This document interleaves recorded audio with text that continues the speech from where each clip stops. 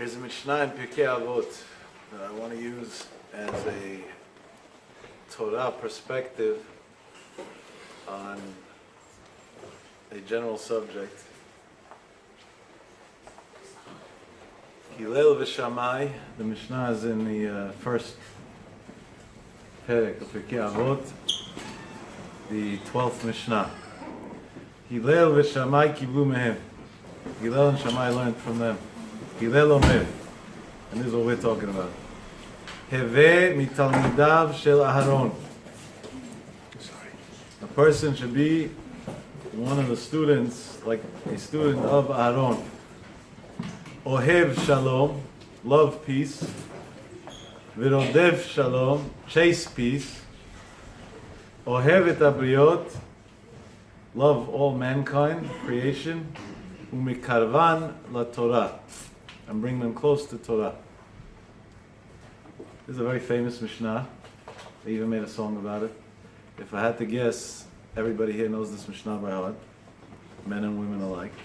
But tonight we'll try and learn the depth of the Mishnah to maybe come out a little bit with a new perspective on how we deal with situations in life. Lo aleinu v'lo alechem, we should never know. But today, in a lot of Jewish families, there's at least one, if not more than one family member who's in some sort of trouble. Whether it's an addiction of some sort, or a behavioral issue, or an anger management problem, or a long list of other issues. This is becoming more and more common also. It's not, unfortunately, it's not becoming less common. This problem is growing every hour. And there are hundreds, maybe thousands of books that were published in the past 20 years on all these subjects, Jewish and non, mainly non-Jewish. There were even rabbis who wrote Sfarim about these subjects. And I think the common denominator between most of what was written, the literature on all these subjects, would be one English word: boundaries. That every authority, whether it's a parent or a sibling or this or that, has to place very firm boundaries. Boundaries is a very important thing in life. Chazal is all based on boundaries, right? Many things that are mitzvot d'Rabbanan, or gzerot d'Rabbanan, we should say, are fences, are boundaries to prevent the person from falling into traps. For example, if Rosh Hashanah comes out on Shabbat, even though we're supposed to blow shofar, it's mitzvah d'oraita to blow shofar, the Chachamim went and had the power to say, don't do the mitzvah of shofar. Because maybe there'll be a Jew who won't know how to blow shofar properly, will have an issue with his shofar, and as a result he's going to want to go to a rabbi to ask him, and he's going to carry it. And carrying on Shabbat, and Isur d'oraita, and Reshut HaRavim. So they made a siyag, a geder, a boundary, even though it means uprooting a mitzvah in the Torah, they have the power, the Chachamim, to do such a thing. So, in Judaism, especially when it comes to the protection of the future of Torah and mitzvot, there are many boundaries that are placed. The problem is, there's a very fine line between one placing boundaries and one using his ego and justifying it by the term called boundaries. I'll give you an example. Everybody in this world wants to be respected. And if there's somebody who thinks he doesn't want to be respected, so either he's a good liar, he's lying to himself, or he has psychotic issues. But a normal person wants to be respected. When somebody's disrespected, he responds, each one in his way. Now, of course, the Torah way is not to respond. And that's one of the highest spiritual levels a person can obtain. But the instinct, the animalistic instinct of humans, is to respond immediately. When a person responds, he justifies that response with, what do you mean? I got to place boundaries. What, my brother's not going to respect me? My sister's not going to respect me? My son's not going to respect me? I got to place boundaries. He's not placing a boundary. He has a problem in dealing with somebody who called him a name that he doesn't like. And now he's using a word that is very freely used in order to justify whatever course of action, which normally is the opposite extreme of halakha, that he wants to take. Where is this applicable? I want to say a very strong, clear disclaimer in advance. I'm not a doctor, and I don't know criminal law well either. and I'm definitely not a therapist. And the closest thing that I have is just a lot of life experience talking to people. So I'm not coming to say anything as an authority of any sort. I'm just telling you what I feel and my opinion. And you can take it or leave it. One day this week, a friend of mine sent me a link to my phone to a TED Talk. Do any of you ever watch TED Talks? Some of them are actually good. A lot of nonsense, but some are good. Some are really good. Chokhmah b'goyim ta'amin. They definitely have chokhmah. And this one was really out of the box. He wrote to me, Yaakov, I know you like out of the box things. I am sending you this TED Talk to see what you think about it. I don't remember all the details by heart. Honestly, I don't mean to disrespect the person who spoke. I don't remember offhand his name either. But he was good. And he was talking about drug addiction. And I'm going to use that as the extreme example, and then we'll try and see what we can take from this for our personal lives. Somebody has a brother or a sister who's addicted to drugs. The common practice in situations like that is we have to put our foot down. And the therapeutic world would say that the family should get together and call him to a surprise meeting, catch him off guard, and let him know that either he enrolls in rehab or everybody's disassociating themselves with him. On a Jewish perspective, Hashem Yirachim, we should never know. The guy is about to marry a Goya. The father picks up the phone to his son and tells him, either you leave the Goya or I don't know you anymore. I write you off. Is that productive? Is the drug problem in the United States of America getting better or getting worse? Worse. Is it getting worse by small percentages or? Big percentages. Have you listened to the radio lately? Did you hear Governor Christie and all his commercials on pretty much every local radio station? In the past few weeks, New Jersey decided to invest money finally in a very smart thing. It said instead of us looking to lock up drug addicts, and when they come out, they're right back to where they started, if not worse, because now they learned even more things in prison. Maybe we should actually help them and treat them. And one of the first steps of treating a problem is prevention and awareness, which leads to prevention. So the governor is all over the radio, because it's good for his PR, and talking about it. And one of the things he said, if I'm quoting correctly, is that in the state of New Jersey last year, more people died of opiate overdoses than of gun violence and traffic deaths combined. Gun violence and traffic deaths are both pandemics in the United States of America.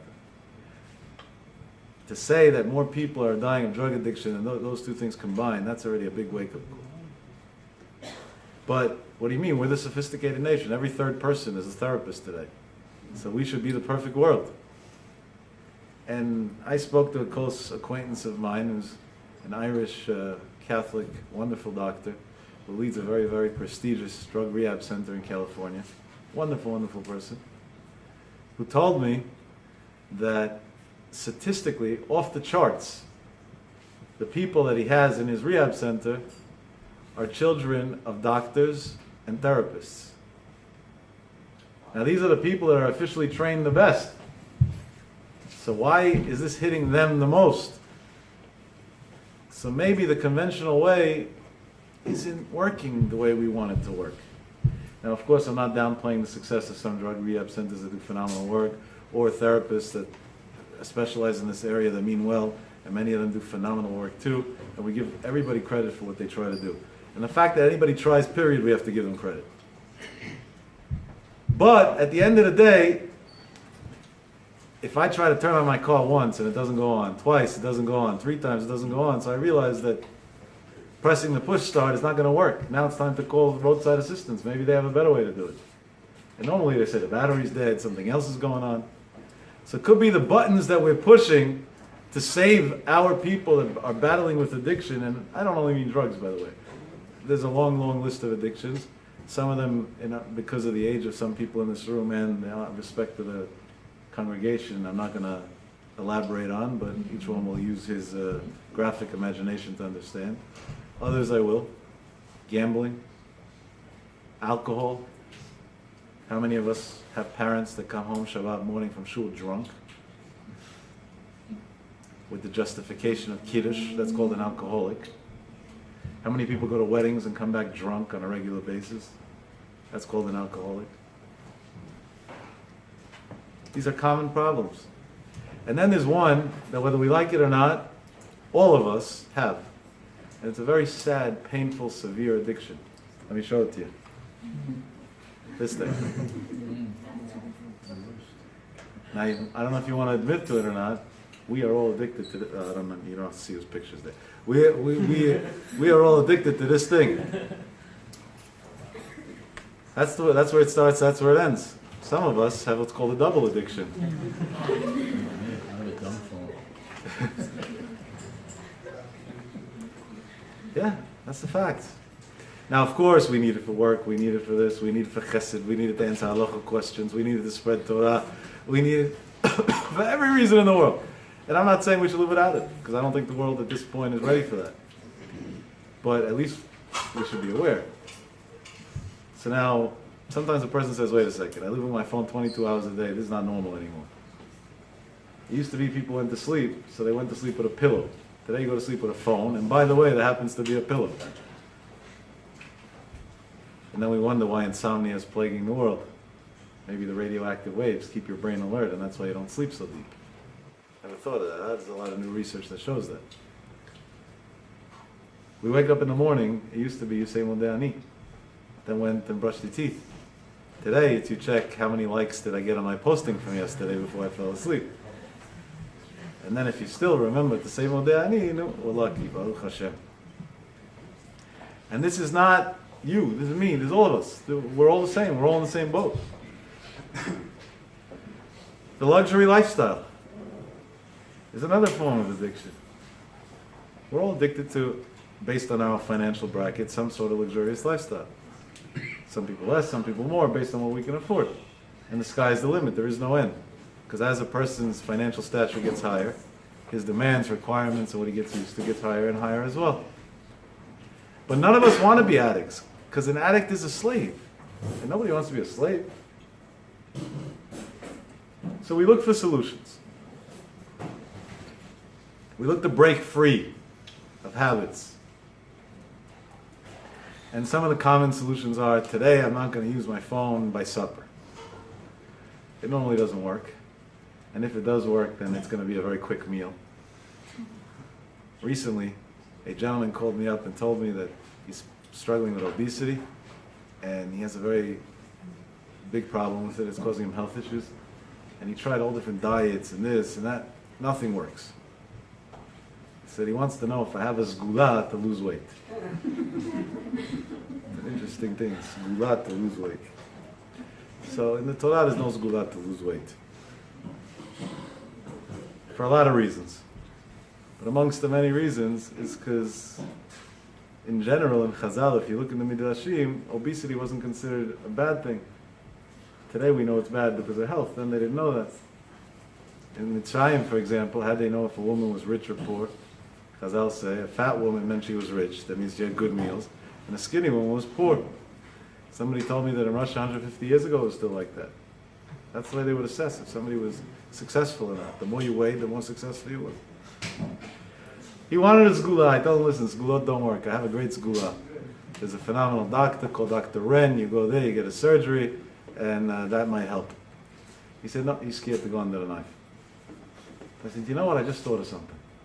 I said, it's not called a sgula, it's called a piece of advice. So he said, what?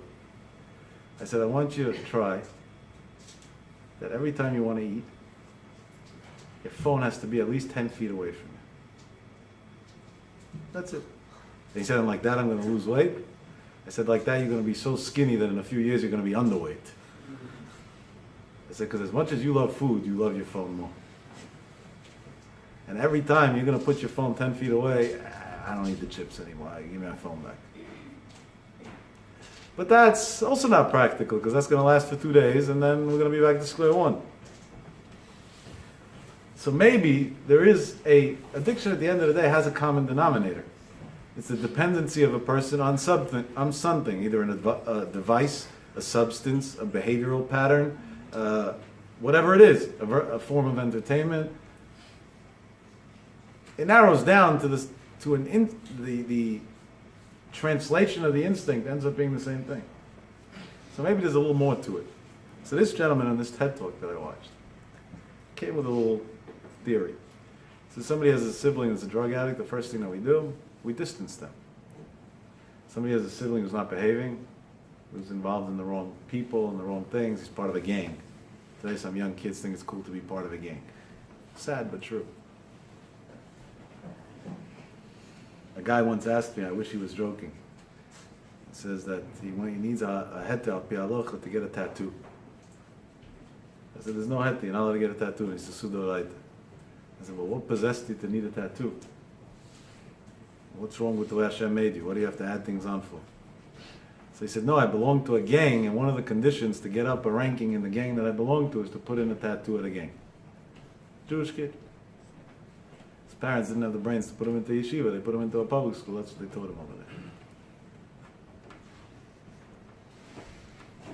What was his parents' way of dealing with him? They threw him out of the house. Okay, so now he's 18 years old. He was thrown out of the house and he has nowhere to go. Where did he go to? His gang member friends. Where did he end up a year and a half later? In Rikers Island.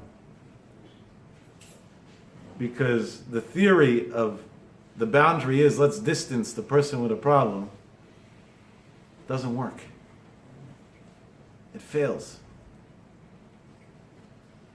There is a country, I think it's Portugal, that had a terrible, terrible drug problem to a point that they got to 1% of their population were heroin addicts. That's pretty extreme. 1% maybe doesn't sound to you like a lot, but that's very, very scary. And I think it was about 15 years ago, they decided that they're changing the way the world works. Instead of looking for these guys on the street and putting them in jail, and jail costs a lot of money to the taxpayer. I don't know the numbers, so I don't want to make up figures, but I know it's a lot of money. They're going to do something else. They're going to pass a law that all drugs are legal. You hear this? Sounds crazy, no? All narcotics legal. And all the money that they were using on prosecuting druggies, they're going to invest in taking druggies off the street and getting them jobs and getting them something productive to do with their life. And what costs so much money in that? It's very simple. If I own a mechanic shop and you come and somebody comes to me and says, I want you to hire this guy, but he's a heroin addict, I'm not going to want to do it. I'm going to be scared, he'll steal, he won't be consistent, he won't work, he won't be able to produce properly. I'm not going to want to accept him. So what the government there does is they go to a guy who has a business and they say, we want you to hire these 3 people that are drug addicts, but we will subsidize their salaries, so there's no risk on you. So if they don't produce for you, it's not costing anything. And at that point, he's in a win-win situation. If they produce, he got free labor, or partially free labor. And if they don't produce, at least he didn't lose anything. And he felt good. He tried to do something to help people. This happened about 15 years ago. 15 years later, they reduced their drug problem by 50%. When our drug problem became over 500% more in the past 15 years, they reduced it by 50%. What was the success there? So many analysts and psychologists and others, professors, studied this whole situation. What's the success? And this is what they realized. When a person has an addiction, it's not because he's bad. And it's not even because he fell into a trap. An addiction is because he has a void. It's as if, just to simplify the terms in a way that any kid can understand, it's a hole in the heart. And now, as long as the heart has a hole, a person can't live emotionally. So he has to patch it. And he looks for patches. So one person's patch is alcohol, because that's an escape from his miserable reality. The other one is drugs. The third one is some other crazy thing. The fourth one is every day traveling to a different part of the world thinking he's going to run away from his problems. And each one in his way. But if there was a way to patch a hole without all of that, every normal person instinctively would rather patch their holes in a healthy way. would rather patch their holes in a way that it's not a patch, it's actually a solution and there is no hole in the first place. It's like if there's a street that has a pothole. So there's two ways to deal with a pothole on a street. It causes a lot of flat tires. There's the mechanic's way of doing it. Open a mechanic shop at the corner. Every guy gets a flat, he comes to you, you make a few dollars. And then there's the rational way of doing it. Just fill up the pothole. Distancing people in time of need or in time of struggle is building a mechanic shop at the end of a block. It's promoting more rehab and more therapy and more, that's all it's promoting. And more prison and more criminal activity and more gang activity. So there got to be something in this world that a person can do to actually fill it, to correct it from the source. And let me tell you what this man's theory was based on a lot of his research, which I don't remember all the quotes, but he rattled off a whole lot of information there. But I'm going to try and show you that the Torah said that 2,000 years before him, or almost 2,000 years before him. The greatest, what's the greatest need that a person has in his life? So everybody's going to say oxygen. Okay, that's a biological need. But beyond your biological needs, not oxygen, food, and water, whatever. Nutrition and oxygen, take those out. After that, what's the next greatest need? Time. Sleep. We have people that have Guinness World Records of not sleeping for many, many years straight. And they're not. They're actually alive and well. That's the interesting thing. The Vilna Gaon only slept half an hour at a time, and he lived well, and he was a very, very strong person also physically. So, yeah, sleep is a need. I'm not saying Hashem should help. The Rambam says a person's supposed to sleep at least 7 hours. The Rambam prefers 8 hours out of 24. And it's a good thing to do. I encourage it strongly. But no.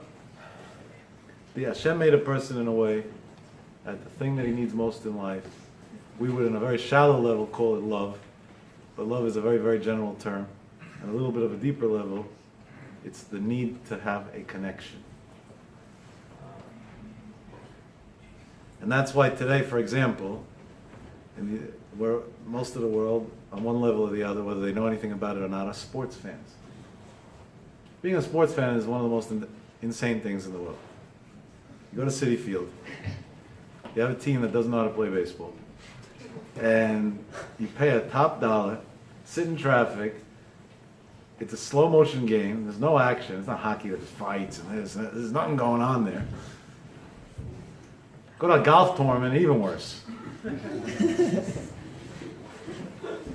I remember a few years ago, friends of mine and I went to Florida and they wanted to watch some golf tournament. It was 3 days long or something like that, something crazy. I don't remember how many days. And the first day I told them, I'm in the hotel room, wake me up when it's over. Because that's about what's going on over there. And I have nothing against golf, I don't know how to play it, but if you like it, go for it, why not? It's a kosher, clean sport. But people have a need to connect, and they don't know what to connect to. And sports is an easy, the instinct says it's a quick fix. I am a Mets fan, I am a Yankees fan, I am a Giants fan, I am a this fan, I am a that fan. And now let me show you something even more interesting. The emptier society is, and I don't mean as Jews, even as Goyim, the less religious affiliated they are with something, the less productive they are as members in society, the more teams they're fans of. Because now the whole is even bigger. And without knowing, they know that something inside knows they need a connection. And they think that that connection is going to help. Others quickly realize that that doesn't work. That might help for an hour, for 2 hours, for a week, for 2 weeks, but it doesn't fix anything. So then they look for a thrill, the edge. And in the best case scenario, it becomes skydiving. And in the worst case scenario, it becomes drugs.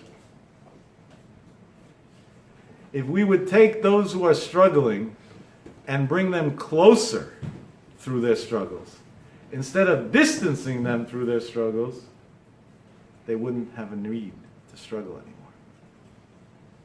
The whole struggle is only coming from a hole in the heart. And now we patched it. And we didn't patch it with a fake patch that's going to fall off. We fixed it. If we take a kid in class that's not behaving and we throw him out of a classroom, we now created a monster for life. If we take a kid in a classroom who's not behaving, and we make him the head of the class, we now created a Talmid Chacham for life. I remember once going to a boy who was Mechalel Shabbat B'Farhesia, even though he came from a home of Rosh Shiva, and telling him that I opened a learning program at night, and being that he used to learn when he was younger, he knows a lot of learning, and the guys that are coming don't know how to learn, and I need him to do me a favor and say a shiur twice a week for me. And I'm going to pay him $100 each for each shiur. $200 a week he's going to get paid. And he told me, what do you mean? But I don't even wear a kippah. I said, who said I got to wear a kippah? He said, but I don't keep Shabbos. I said, who said you got to keep Shabbos? He said, so what do you want? I said, I just want you to say a shiur. He said, say a shiur? I said, yeah. He said, on what? I said, which Gemara was the last Gemara that you learned in yeshiva that you still remember before you left? So he told me, Masechet Sukkah. I said, beautiful. Daf Bet Masechet Sukkah, you're starting Monday night. Twice a week, you're teaching a group of 3 people. I said, well, make sure to come prepared, do a good job, $100 every shiur. If the guys like you, we give you a raise after a month. He went. He didn't keep Shabbos, didn't eat kosher. He probably ate a cheeseburger in the car on the way to saying the shiur. You know, I know this guy's personality. But a few weeks later, these people would come to him, Rabbi, can you explain me the Gemara? And then at night he would go to sleep. Rabbi? What rabbi? I just ate McDonald's before I came in. And he was put up on a pedestal. And not a fake pedestal that's too high that he can't live up to. A simple pedestal to say a simple shiur and Gemara that he learned already. And now suddenly he has a satisfaction and a relationship, a healthy relationship with people that look up to him for something that he's good at. And suddenly he had no need to be hanging out at 2 in the morning. And suddenly McDonald's doesn't taste so good anymore. Ugh, it's disgusting. I'd rather go to a kosher place because the meat is better. He wouldn't admit because he wants to keep kosher. So the meat is better. And suddenly he's tired on Shabbat, so he has to sleep instead of driving around. And every few weeks, another one of his habits is gone. Because now he has a relationship. And during the year that his parents were fighting him, and if you don't keep Shabbos, you can't be home, and if you don't do this, you can't do that, we got nowhere. We were spinning wheels, we're doing nothing. We got exactly zero. Nothing, nothing, nothing, nothing, nothing. And the day they changed that attitude, the day they realized that, yeah, there's a void, and that void has to be filled, then at that point, they have a whole new situation. Now let me tell you something even more extreme. Now most of you, I see more or less by the age range, are not parents here. So you're going to take this from the kid's perspective, not from the parent's perspective. And I'll explain to you how to do that in a minute. There is a man who I have one of the greatest respects for any Jew alive today for. Obviously my Rebbe first and foremost, but his name is Reb Avi Fishoff. I don't know if any of you heard his name or not, but if not, tonight go onto YouTube. He has a lot of clips. It's worth watching. He's the mastermind. I call him the Gdol Ador in understanding how to deal with people that are going through a hard time. Just in one sentence, and I'm not here to promote anybody or to give anybody plugs. I wish I have the merit to be good friends with Avi one day. He's not my best friend. I just get a lot of emails from him and watch a lot of his stuff, and here and there send him an email back once in a blue moon. That's the extent of our relationship. But I've learned a lot from him, and that's why anybody I learn from, I admire. He went and said that the world has a stigma that we quickly use, and today we use it every day, called kids at risk. You ever heard that before? You know anybody who's a kid at risk? I said if based on that, I think we should add on another one, rabbis at risk. I think there's more of those than kids. And I said, what does that mean, kids at risk? What type of evil labeling is that? He changed it. He calls it kids in pain. Now maybe the result of being in pain is acting out, and each one in his own way. But all it is a kid in pain. And when we absorb that perspective, suddenly everything's different. What does that have to do with the younger generation here that doesn't have kids yet? First of all, it's good to be prepared. But no, I'm here with a different agenda. What's the most important relationship a person has to have in his life? So if I had to bet, the young and the teens would say, well, my boyfriend or girlfriend. And the married people would say, well, my husband or wife. And those who have kids would say, well, my children. And some that want to sound special would say, well, my parents. I don't know where that one comes from, but yeah. Let me tell you a little secret. I disagree with all of the above. Those might all be great relationships to have, and important relationships to have. But I have one that's a lot more important. There's this gentleman that I have a relationship with. I see him only on rare occasions. Normally, it's about 5 minutes after I wake up in the morning. And I don't see him in a way that I can touch him. I see him on a piece of glass in the mirror.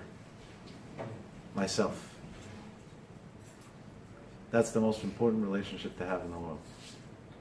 A person has to have a healthy relationship with himself, because that's the foundation of all relationships.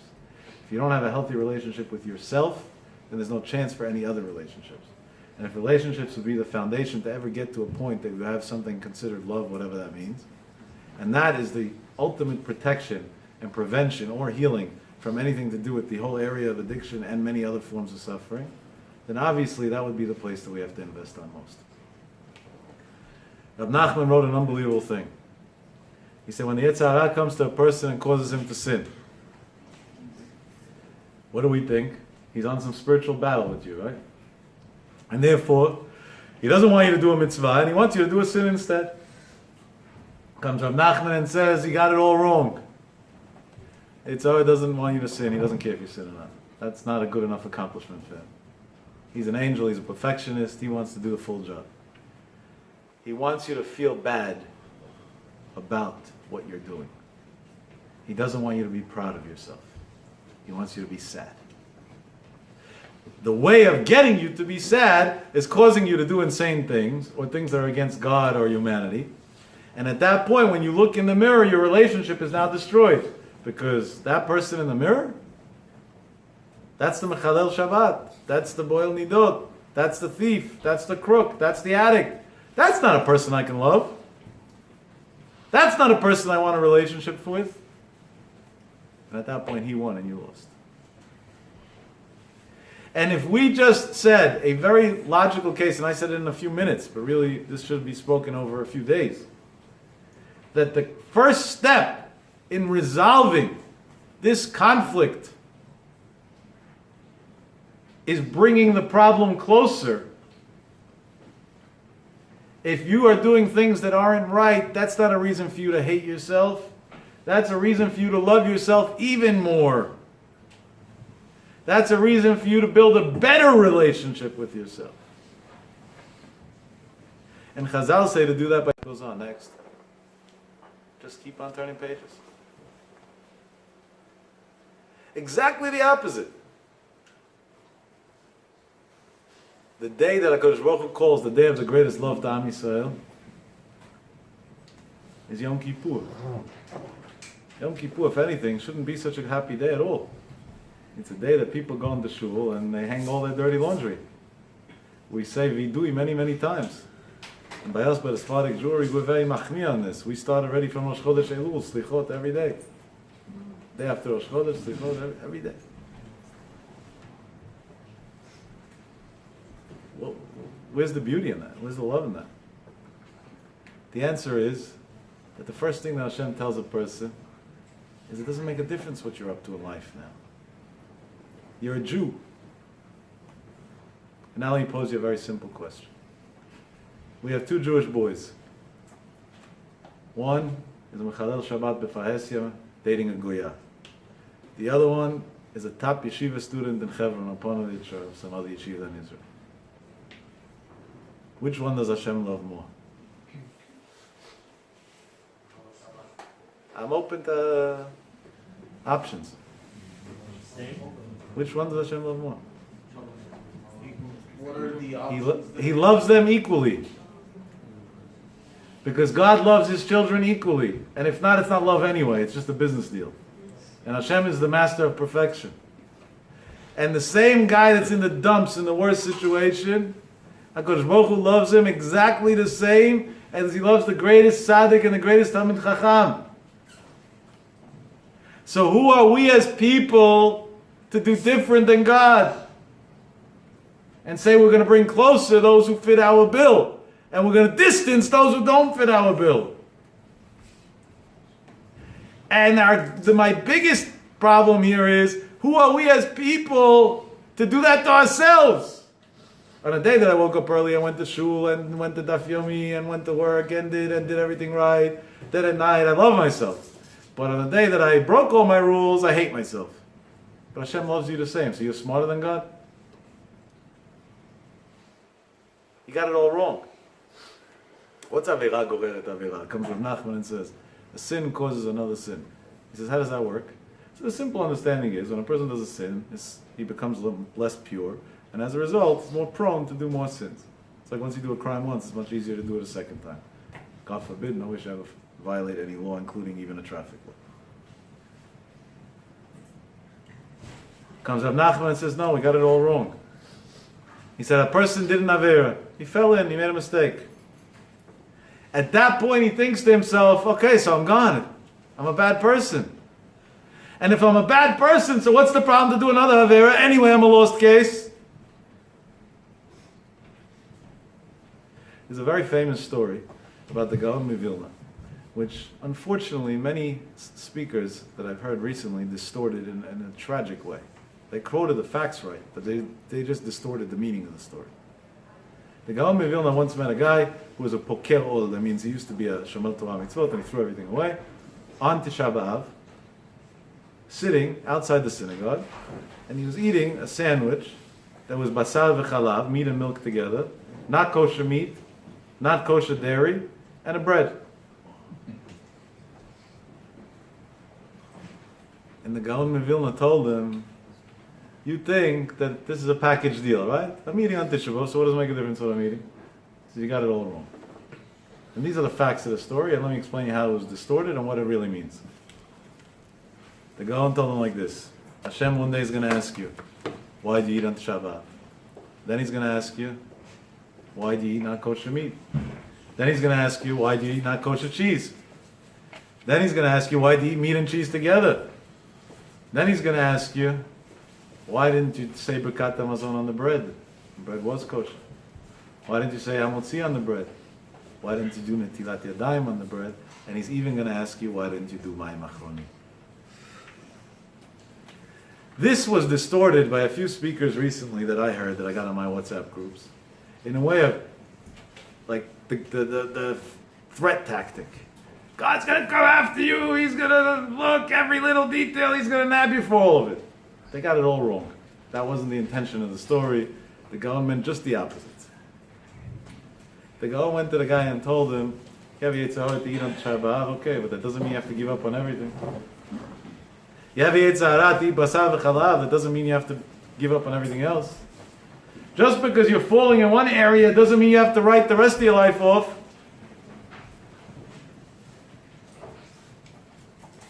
Let's say a person one day wakes up in the morning, some of us do this very frequently, and decides they want to break a bad habit.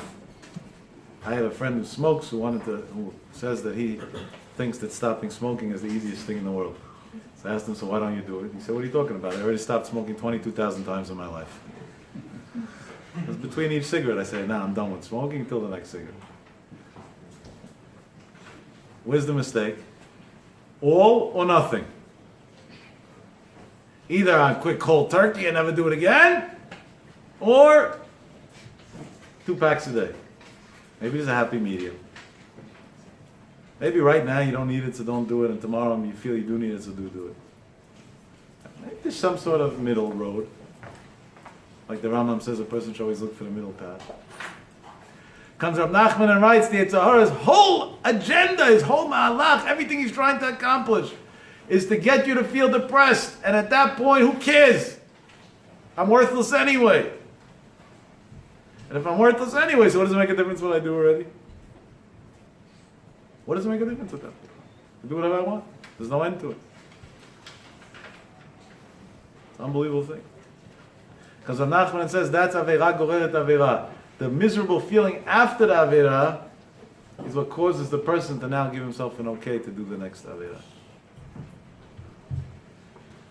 Comes the Mishnah and says, Hillel Omer, and if we have, we don't really have time.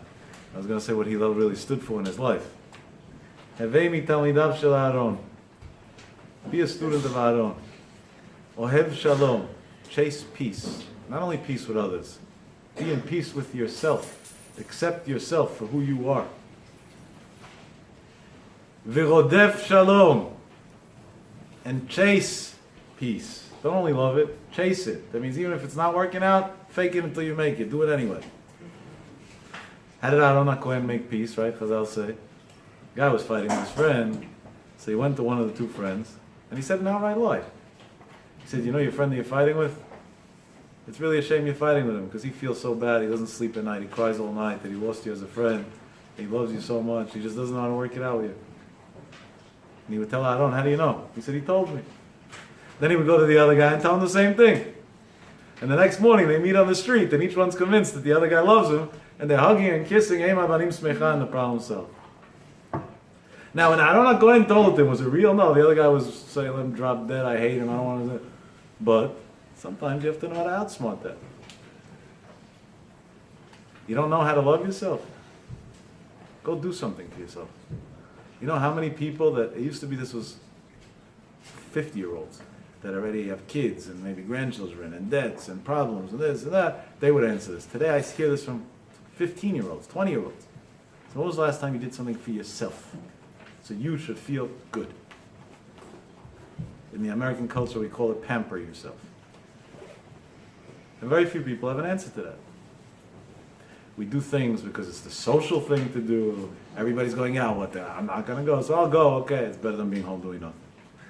But we don't, the etzim say, now I'm devoting an hour for myself because I'm important and I'm worth the investment. You can never love somebody that you don't invest in. You can never love yourself if you don't invest in yourself. It's a very, very true thing.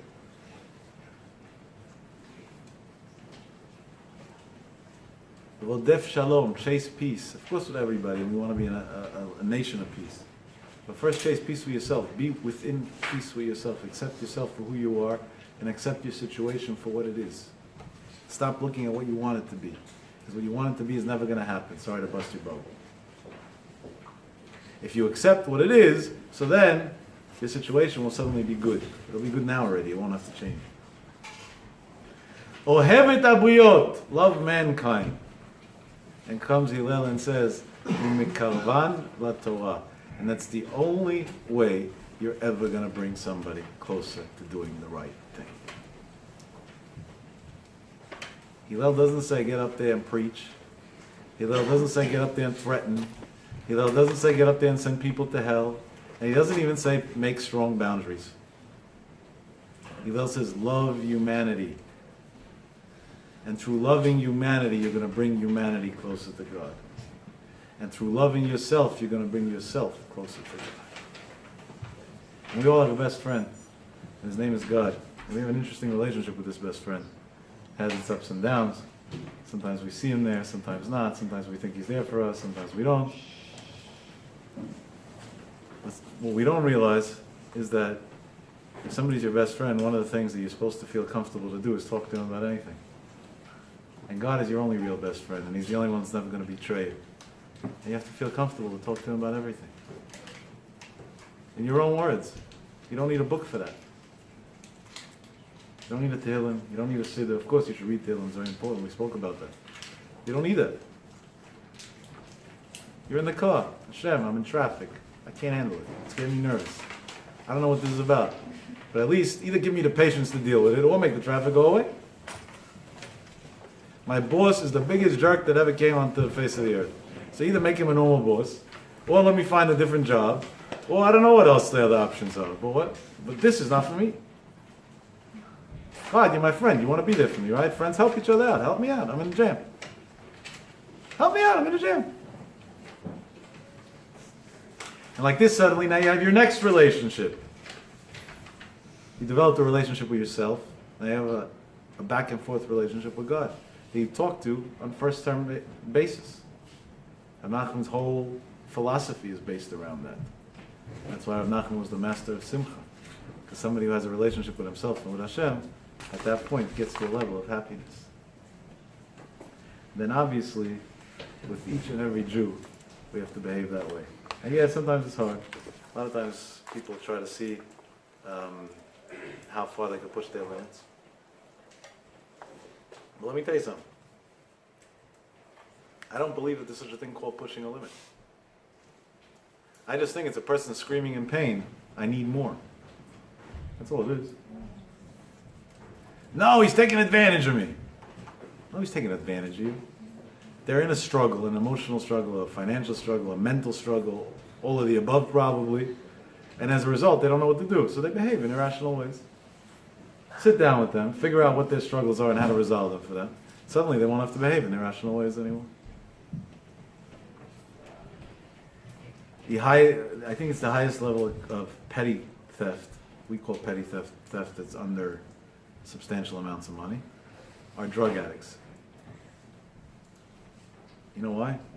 Because they have an addiction and they have to feed it.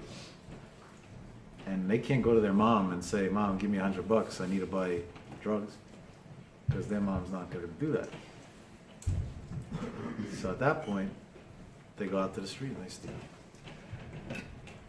But if somebody would have sat down with the kid and told him, you have an addiction and we're not upset at you about it.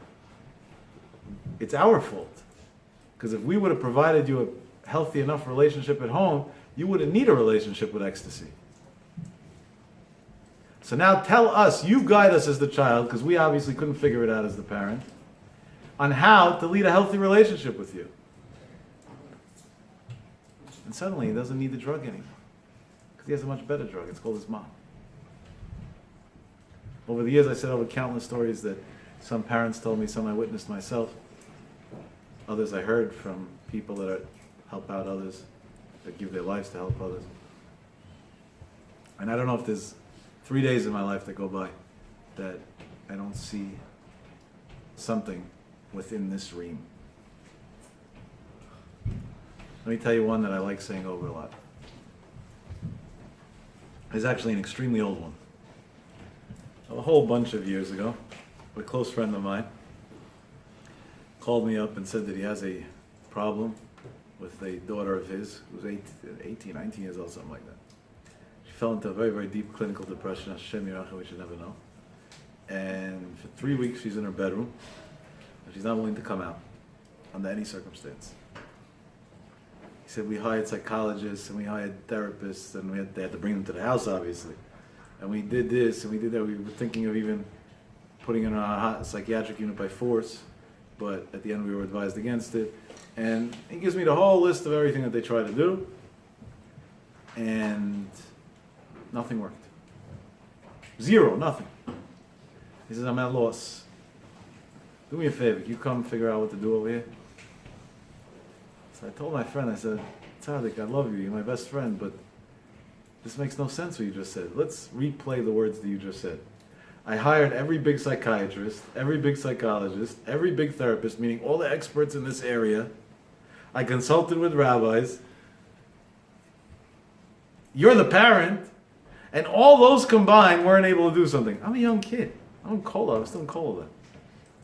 I said, I know Rashi, Taisus, Ktsois, Rashba, Ritva, that's what I know. What do I know about this? And I'm supposed to be the one who's supposed to help your kid out? Like, how's that going to happen? Sorry. And he tells me, but you're my last resort. I said, I'm not a resort, but I'm not trying to avoid it. I'm just not a... It's like, imagine you take your car into a restaurant, park it outside a restaurant, and go to the waitress and say, I need an oil change. You say, what? You okay? You feel good? The waitress doesn't know about oil changes. You need an oil change, go to an oil change place. Somebody's struggling with a mental health issue, go to a mental health professional. That's when I was still naive and thought that that was the right way to go. But it's a friend, and with a friend, you know, your heart is... So I told him, listen, al pi halacha, somebody who's struggling emotionally is considered a chayil. And I don't say that to knock, God forbid, just the opposite. To respect. I say that in a great respect. And somebody who's not feeling well is a mitzvah to visit them. I said, that much I'll do. I'll do the mitzvah, visiting your daughter. no problem. But no one's going to come out of it, right? She's not going to... Oh, it's not like that she didn't come out of bed. She didn't say a word. She didn't utter a word. She was in Tanit Dibu with 3 weeks. You know, some tzaddikim do Tanit Dibu 40 days from Rosh Chodesh Elul to that. She was just doing it in the wrong time of the year. It was June. No, it was May, actually. It's right after like Boma. She didn't utter a word. Not their father. So I said, how's she surviving physically with food? He says that once a day, my wife leaves her. His wife does it more than once a day, but she only does this once a day. The daughter only responds to it. She leaves her food outside the door. She knocks on the door and says there's food outside. And sometimes when she hears it's quiet and nobody's around, if we get lucky, she opens the door and takes some food into her room. That's how she's surviving. It's pretty extreme. So I said, okay, if that's the case, maybe I do have a solution. I'm coming. I went to his house. When I came to the house, he tells me, what do you need? Anything in the world. Just say what you want, what you need, anything in the world. So I said, I need a lot of things, but not from you. From you, I only need one small thing, a folding chair. You got a folding chair in the house? He says, sure. Well, what do you need a folding chair for? I'll bring you a real chair. I said, no, I need a folding chair. Fine. Brings me a white folding chair. I said, where's the room? Tells me where the room is.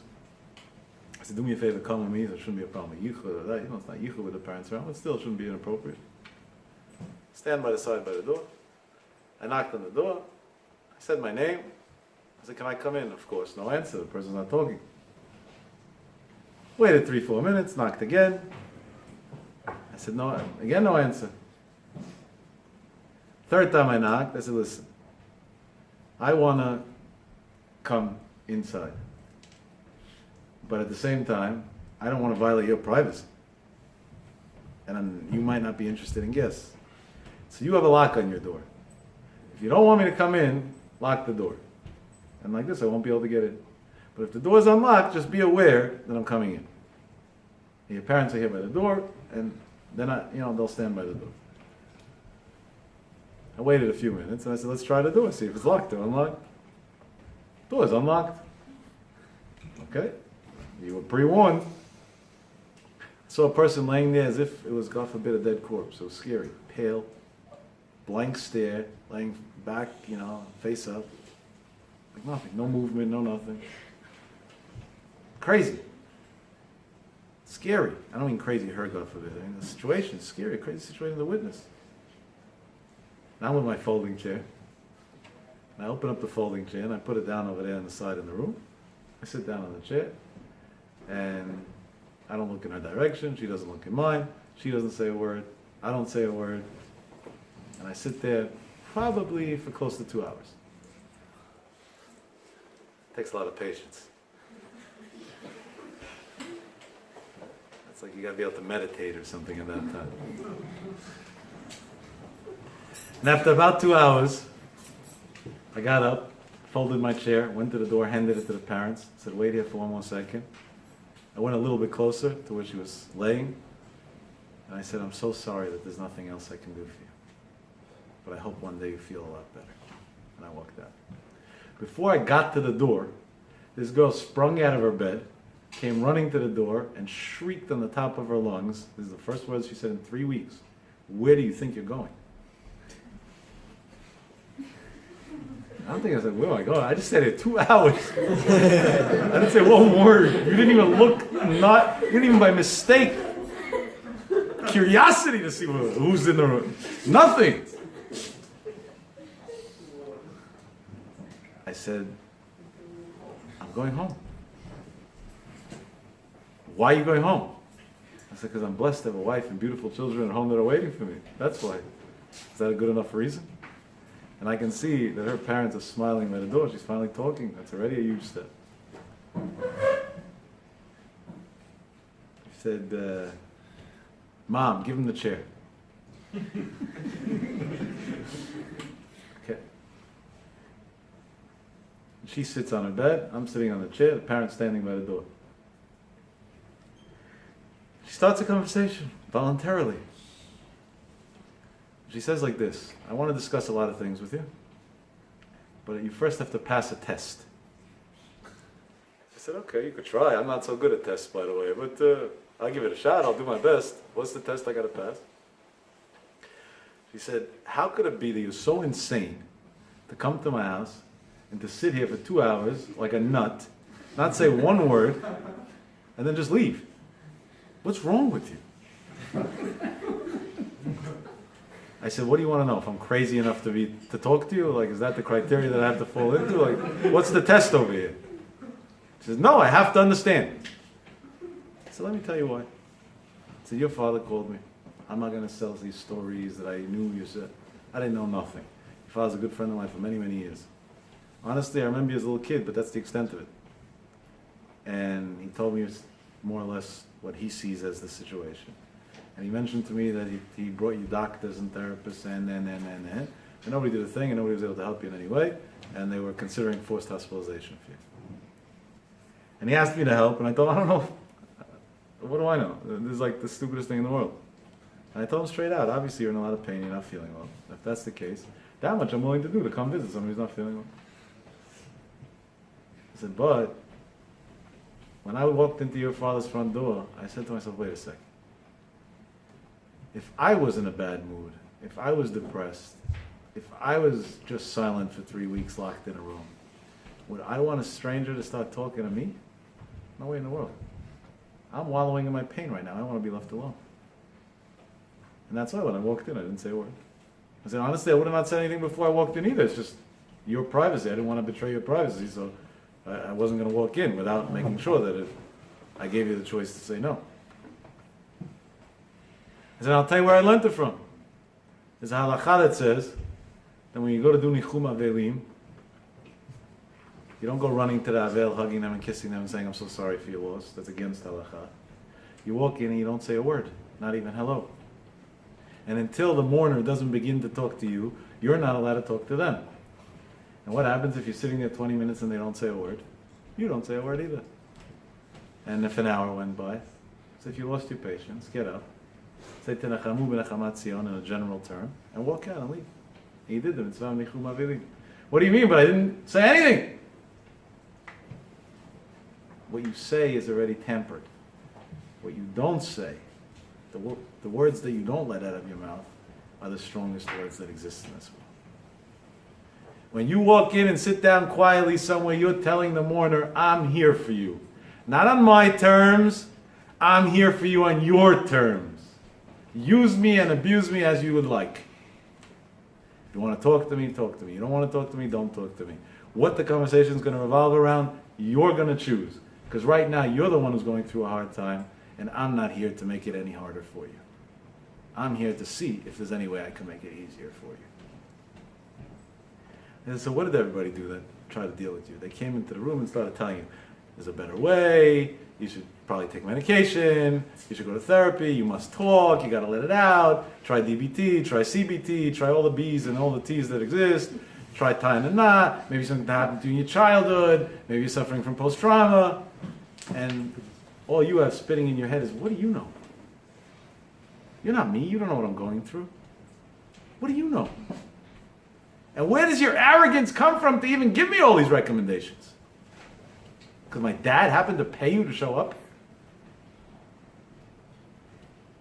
And not only didn't any of that make you feel better, it made you feel worse and worse and worse and worse and worse. I said, honestly, I walked in here not dreaming that I have any way to help you or make you feel better. But I knew one thing. I'm walking in here to do a mitzvah and to respect a friend, which is the second mitzvah. And the only thing I'm going to do is make sure I don't do damage. And by staying quiet, I can't do damage. And she told me, you passed the test, let's talk. So we wound up moving down to the dining room because it was just more comfortable chairs than a white plastic folding chair. I am kind of finicky. And 17 hours later, Baruch Hashem, the person was a healthy person.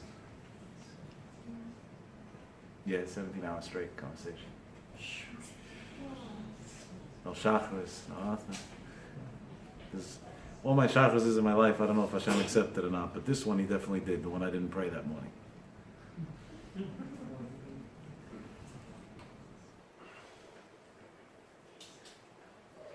That is the way we have to deal with our surroundings. Don't try to make the other person what you think is good for them, or what you want them to be. And this is where your brothers and your sisters and your fathers and your mothers and your sons and your daughters and your husbands and your boyfriends and your girlfriends and everybody else that you interact with. Be there for them to be what they can or want to be. And sometimes what they can and want to be at that point in life in your mind is very wrong and very insane. That's not your business. A person has free will and he has the freedom to choose. And we have to respect that choice. If Hashem respects that choice, if you turn on a light switch on Shabbat, you don't get electrocuted. Even though the Torah says, in theory, based on the Torah's words, turn on a switch, boom, you should be dead. Because God believes in free will. And if that's your will, we let you do it. Now, some people are going to say, but that's insane, and the world is going to go absurd. I say just the opposite. And the world is actually going to have relationships. Because we're going to feel that other people actually love us and care about us, and that we can interact with them and not have to play a fake game with everybody around us and live in this whole show all the time. And at that point, there's no need to do anything wrong. There's just no need. If a child is an infant, a newborn, is well fed and clean and taken care of, doesn't have a dirty diaper and hugged and cuddled and loved, he has no need to scream. But when something's hurting him and he doesn't know how to verbalize it, he has a need to scream. When a teenager is cuddled and loved by his surroundings, he has no need to go resort to alcohol and pills and gambling and everything else. When he's not, he does. And I want to tell you something. You know why we're all addicted to our cell phones? It's not because it's entertaining. Get a 72-inch screen in your living room, there's more entertainment there. Apple TV. Don't do that, but in theory. It's because, I don't know if you realize, but a lot of things you write in text messages you would never say.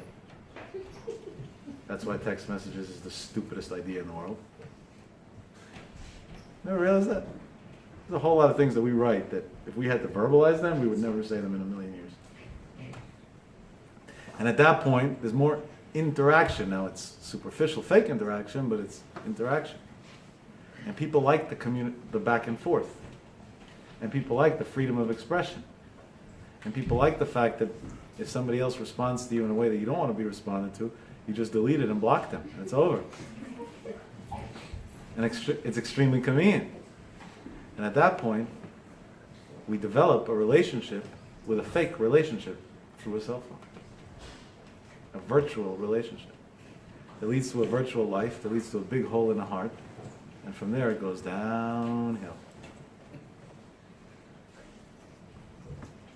When was the last time you picked up the phone to your brother or sister on a random day in the afternoon and didn't call him for a favor, and didn't call him to babysit for you, and didn't call him to give you a ride, you didn't call him for I don't know what, or because you want to go out for coffee and nobody wants to go with you, so now, okay, you remembered you have a sister, and you don't need a loan. I called to say hi and to remind you that you're important to me. Have a good day. Click. When was the last time you did that? So some people are smart, and they could say they do that every day, many times. But those people are a minority, because those of us who even do such a thing normally do that through text message, which is the equal of not doing it, if anything, maybe even worse. Probably would have been better not to do it in the first place. But that could be a different day's talk. I will give you a guarantee, and I'm not God, and I'm not some medical specialist, but after dealing with 6,000, 7,000 boys and girls of the Jewish communities around the entire world, 17 years straight now, I've seen a lot. And the Gemara says, Ein chacham kebal hanisayon. What I've seen in my years, most people together won't see in their lifetime. Every single person that receives a phone call like that is not an alcoholic, is not on drugs, is not an addicted gambler, is not in legal trouble, is not pulling off cons and stealing, even if their technical situation in life is very, very hard.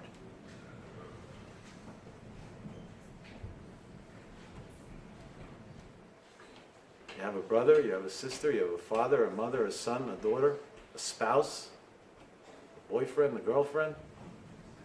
That's your obligation.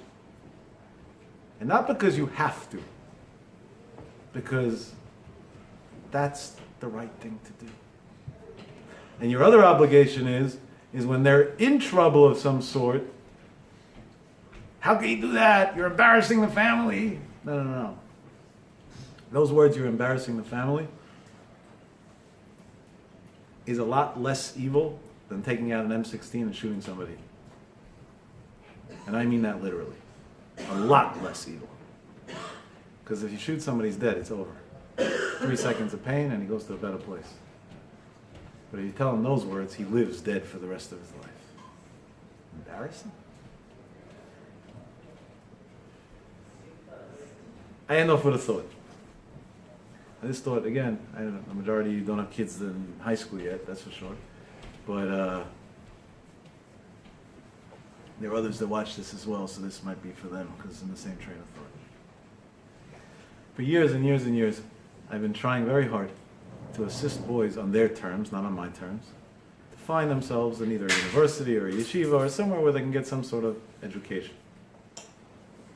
Assuming that that's what they really want to do. I don't convince them to do it, but if that's what they want to do, I try to assist them with the logistics along the way to make it work for them and to find. And I've had many situations that boys that nobody ever dreamt would go back to yeshiva because of their situations in life at that point went to yeshivas, and some did very well, and others, after a few months, failed. And I did a little survey within myself over the years, because I kind of kept track of all those boys, and I saw that one of the interesting common denominators between those who failed was they didn't fail when they were in the yeshiva. When they came home for vacation in the summer or Pesach or Sukkot, that's when they failed. And right away I attributed it to that at home the situation's not healthy. But I couldn't say that that was right, because in many situations I knew the situation at home. And it was actually extremely healthy.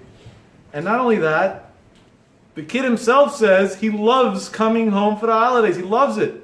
His parents pamper him and love him and hug him and kiss him all day, and amazing. Not only that, he doesn't even want to, he wants to stay home down to the last minute he can be there. So what's going wrong exactly when he comes home? If anything, this would be the most productive thing ever. And one Chol HaMoed Sukkot, Hashem gave me the answer.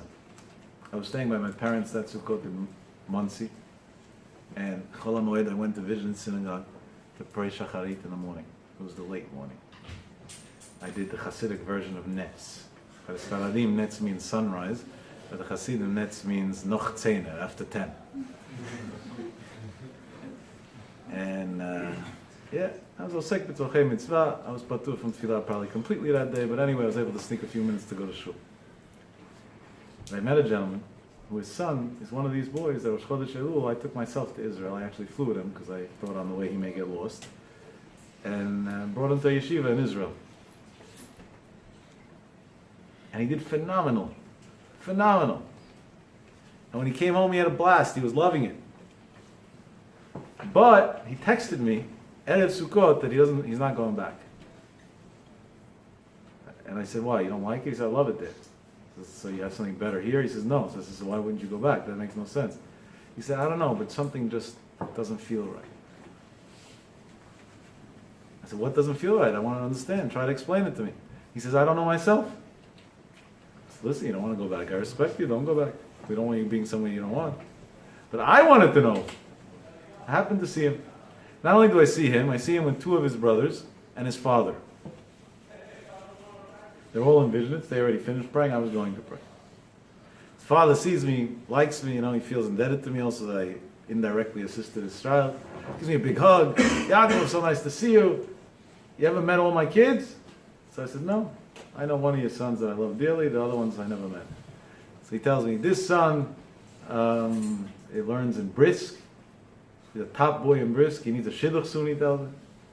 This one is learning, I forgot the name of the yeshiva, but some other brand name yeshiva somewhere in Israel. And this one you know. I walked away. I called the father up that night. And I said, your son is not going to go back to yeshiva Rosh Chodesh Cheshvan. And you know whose fault it is? 100% yours. And he said, why? I'll do anything in the world for my son. You know that. He said, I was probably the easiest parent to deal with of all the parents you ever dealt with. Anything you said, I agreed with. Any bill for the yeshiva, for this, for that. I did anything. He says, and at home, we don't bug him. He has his space. We even rented him a car for the whole time so he shouldn't have to borrow a car from somebody. He should feel comfortable. Everything. So let me tell you why. This son is the best boy in Brisk. This son is the best boy in whatever other yeshiva. And this son, you know. Otherwise known as, he's my problem case. I love him, everything, and his father, but he's my problem case. And that message, without him realizing, penetrated. And that's why he told me, Erev Sukkot, that he can't go back to yeshiva and he doesn't know why. I said, now let me ask you something. When your son is in Brisk and loves learning and is flourishing, is it hard for him to wake up in the morning and to go learn? No, he wants to do it. There's nothing in life more than that he wants to do. When your son, and let's say Mir, but I don't remember the name, I'm making it up, is waking up in the morning to Rabbi Arieli's shir and steiging away. Is that hard for him? Not at all. He loves it. He would never give it up for anything in the world. So when this boy is getting up at 11 in the afternoon and showing up to the Bet Midrash to break his teeth over a piece of Gemara that's very hard for him to learn, with some chavrusa that's doing him a favor and is willing to teach it, is it hard for him? It's bloody murder for him. And the one that has it hard gets no credit. And the ones that have it easy are the best boys. I said, and with that, we destroyed the kid. I said, to me, it's just the opposite. I wouldn't even mention my sons in Brisk. Big deal. This is the one son that I would brag about. That against all odds, with all his struggle, with all his hardship in life, and with everything else, he's still willing to be enrolled in a yeshiva. He still shows up once in a while to look at a Gemara. He still doesn't hate God and Judaism and all Jews that many of them did him bad. He's my hero. I said, and you know what, Dad? He's God's hero too. Because by Hashem, it don't go by what you accomplish. It goes by how much effort you put. And his effort to learn 5 minutes a day is a lot more than 40 other yeshiva boys' combined effort to learn all day. And no, I'm not downplaying yeshiva boys, God forbid. All of you know how much I admire, support, and litigate for the yeshiva movement in Israel. 24/7 almost. If you're a person who's going through a struggle in life, and as a result, you're not doing the most productive things in life, don't be hard on yourself. Don't say, oh, what a loser, look, I'm not doing anything with myself. You got out of bed, you saw the sunlight for 5 minutes today, you're a hero. You're the real hero. The guy who has the perfect job and the perfect life, that he got out of bed in the morning, that doesn't make him a hero. If he wouldn't get out of bed, he's just an idiot. If you're going through the roughest time in your life, and anyway you got out of bed, even if it was only for 5 minutes, you're a hero, and take credit for it as a hero. And hopefully after tonight, others around you will also understand to respect you for it as a hero. But even if they don't, at least when you look in the mirror, you'll respect yourself. And honestly, your relationship with yourself is what always has to come first. And that's the only real relationship that's important, because all the other relationships can only derive from that. Hashem should help that tomorrow morning, when we look in the mirror in the morning getting ready for our day, we should look in the mirror and say, wow, what a beautiful person is there. I love that person so much. And like this will really be Kayem Divrei HaMishnah, Ohev et Habriot. We'll love those creations of Hashem ourselves. And through that, we'll love Am Yisrael, and we karvan la Torah. We'll have a close bond with God and the Torah. Amen. Amen.